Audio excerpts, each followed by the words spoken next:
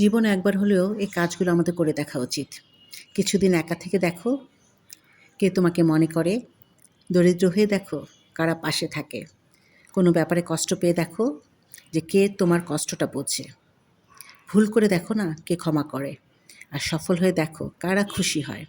কিছু না বলে দেখো, কারা তোমাকে বোঝে। কারো কাছ থেকে কিছু না চেয়ে দেখো, কে দিতে জানে। দূরে গিয়ে দেখো, কারা অপেক্ষা করে, তোমার খোঁজ নেয়। তাই একা থাকাটা আরো সুন্দর, কারো কাছে কোনো প্রত্যাশা নেই। ব্যস্ত একটা সকাল শুরু হয়ে গেল। আমি মনে করি জীবনে ব্যস্ত থাকাটা একটা ব্লেসিং।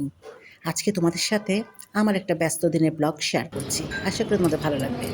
ব্যস্ত থাকলে শরীর ও মন দুটোই ভালো থাকে। কোনো দুশ্চিন্তা এসে ভর করতে পারে না। দেখছো কি সুন্দর বাতাস বইছে।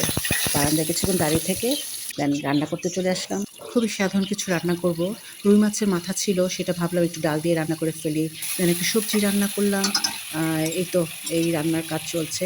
তো তেমন করে রেসিপি শেয়ার করছি না। বেসিক যে মশলাগুলো সেগুলো দিয়েই আমি রুই মাছের মুড়োঘণ্টটা করি। মুড়োঘণ্ট বলতে মানে মাথাটাই রান্না করি।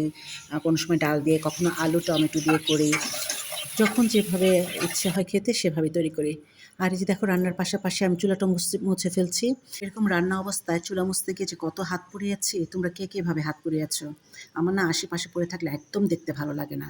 যে কারণে আমি রান্নার পাশাপাশি বারবার মুছতে থাকি আর আমার হাতে গরম ছ্যাঁকা লাগতেই থাকে।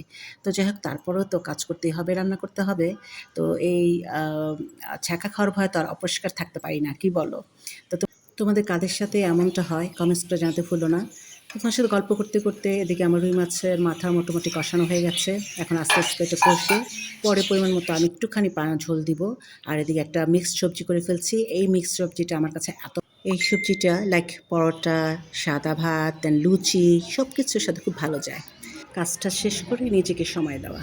তো ভালো থেকো সবাই, আবারও দেখা হবে নতুন কোনো ভিডিওতে।